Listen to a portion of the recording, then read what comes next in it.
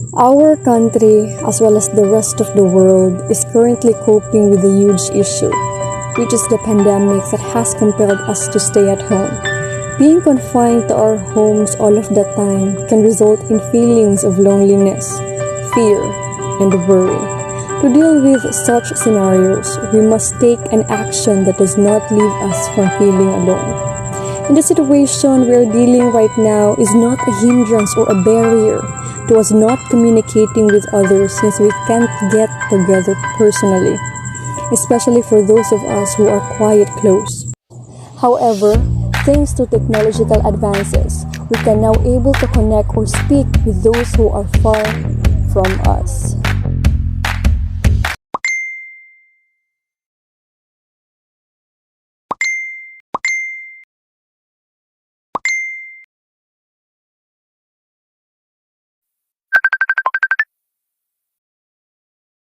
Hello. Hi guys. How are you guys? We're great naman. I feel good as of this moment. How about you all? How's your studying? It's okay. Fine. We do some homeworks and yeah. I think there's someone has a chica, right? What was it? Yes, Sheila. What is your chica chela? Like I miss you all so much. During this pandemic I felt so sad because I can no longer see you face to face. That I miss you all. I miss you too, Aw. Shella. We miss you too. You're so very emotional.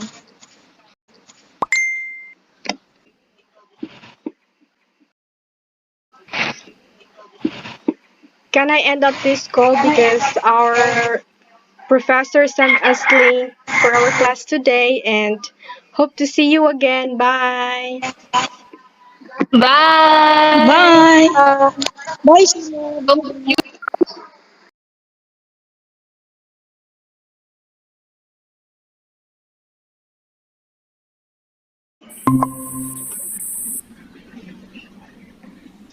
Good morning, everyone. Is everyone here? Wala pa si AD dahil. Yes, ma'am. Yes, mom. Yes, Yes, ma'am. mom. Yes, ma'am. Okay, as an activity that I gave you, we are now having a report. Reporters, you may start and please share your screen. Okay, ma'am. Okay, ma'am.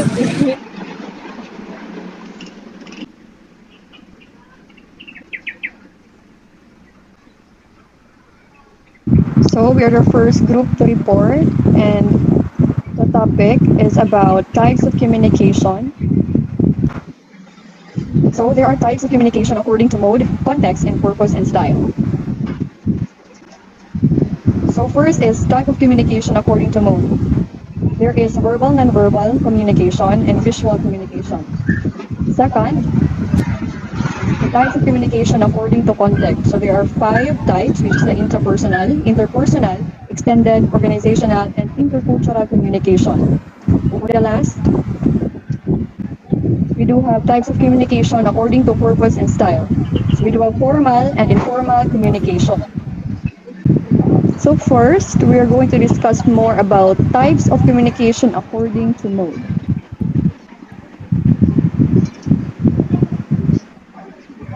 So first, we do have verbal and nonverbal communication.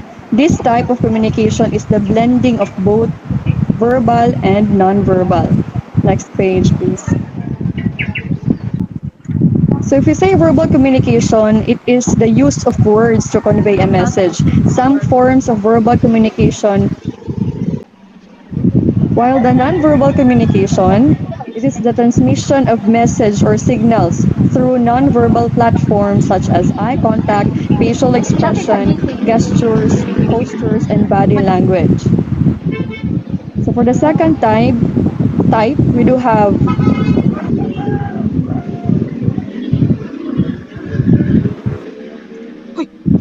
communication, which means it is the use of visual elements to convey ideas and information which include but not limited to sign, typography, drawing, graphic design, illustration, industrial design, advertising, animation, and electronic resources. Humans have used visual communication since prehistoric times. So for the next topic, which is the type of communication according to context, here is Miss Galizzi to discuss you more about that. So let us move on to the next type of communication, which is type of communication according to context. So under this topic, we will be able to know or we will be able to learn what is interpersonal, extended, organizational, and intercultural communication. So first, what is interpersonal communication? So according to its definition, it came from the Latin prefix intra, which means within or inside. So interpersonal communication means talking to oneself. So in other words, it talks about talking to ourselves or talking to yourself. Next up is interpersonal communication. So if interpersonal communication talks about talking to yourself, interpersonal communication came from the Latin prefix inter, which means between, among, and together. So an interactive exchange takes place as interpersonal communication takes place. So interpersonal communication is communicating between two or more people. So we also have this transactional communication. So what's the difference between these two? So always remember that interpersonal, it is less serious and less formal, for its aim is to maintain social relationships. But for transactional, it is more formal and more profound because it aims to accomplish or resolve something at the end of the conversation. Next is extended communication. So for the extended communication, it involves the use of electronic media. So here, messages are transmitted quickly. So next is organizational communication, and this will be discussed with the next reporter. So continuing to the discussion of type of communication according to context is the organizational communication. Organizational communication is the focus is on the role that communication plays in organizational context. For an organization to be successful, a system of communication should be put in a place. A set of rules or standards for communication protocol should be made clear so that interaction patterns are established. And the last one is intercultural communication. Intercultural communication, it is a communication between or among people having different linguistic, religious, ethnic, social, and professional backgrounds. Last but not least is the type of communication according to purpose and style. So it has two types, formal and informal. First is the formal communication. Formal communication it employs formal language delivered orally or in written form. It also refers to the flow of official information through proper, predefined channels and routes. So, in oral communication and informal communication, we use proper language and formal language, usually in an organization. Next is the informal communication.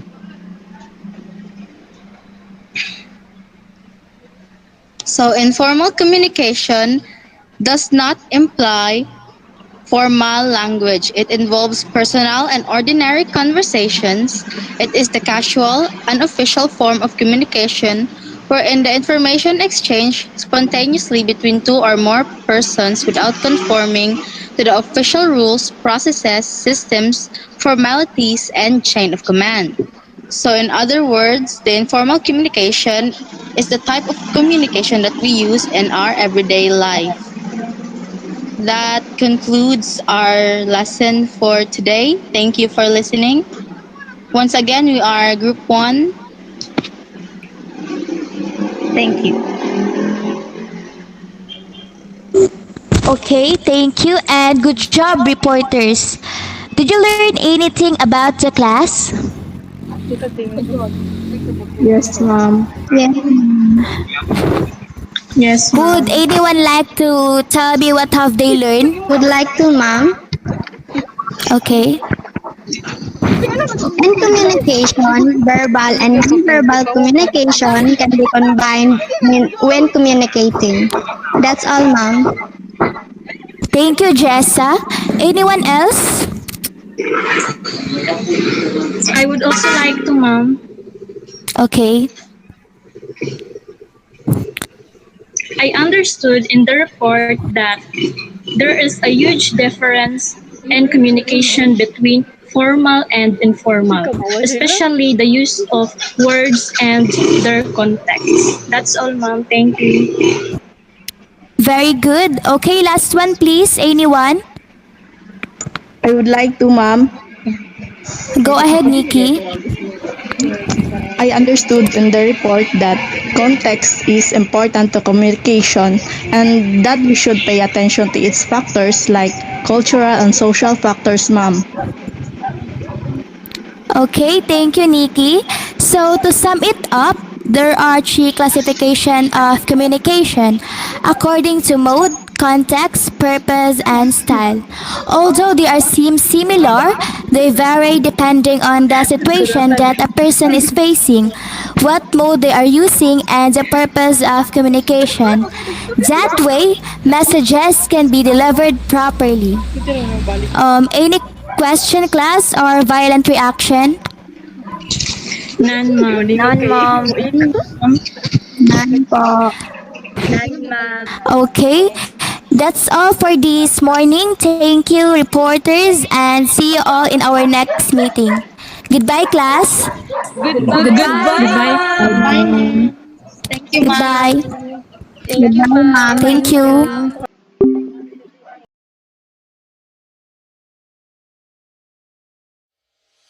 From this set of circumstances that even though we face the pandemic situation, we always find and have a way to connect from each other.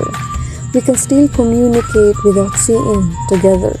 We can still continue our studying without face-to-face classes or learning due to the technologies invented that can enable us to reach out maybe through video call or virtual meetings. But it's not really grant us to satisfy our needs or the things that we do. We may feel lonely or something inadequate as of this moment. And we may think that it's really different as before.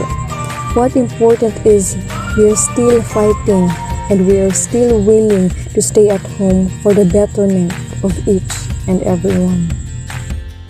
Hello everyone. For those of you that do not know me, I am Ajimaneth T. Monreal from BSED Math 1, Group 1. And now we're gonna have a short discussion about the previous video. So the type of communication being used in the video was extended communication, due to the fact that they are using electronic devices and the internet in order to communicate with each other. On the other hand, the model of communication that was present in their video was Shannon and Weaver's model of communication, due to the fact that the feedback of the receiver is present. The video also emphasizes different principles in effective communication, which we will list. The first is that they know their purpose in communicating. The reporters in the video have a goal, which is to convey the lesson, and their purpose was clear. They also know their audience because of how they delivered the message and how they addressed them. They know their topic, given that their message was concise and complete. Their speech was also adjusted to the audience, since the language they used was formal but not complicated, so that the listeners can understand them. Last but not least, the senders, especially the teacher, worked on the feedback they received. Instead of putting down the receiver's response, they asked for additional responses. And that ends it. Now we are gonna discuss the components and modes of communication, but first,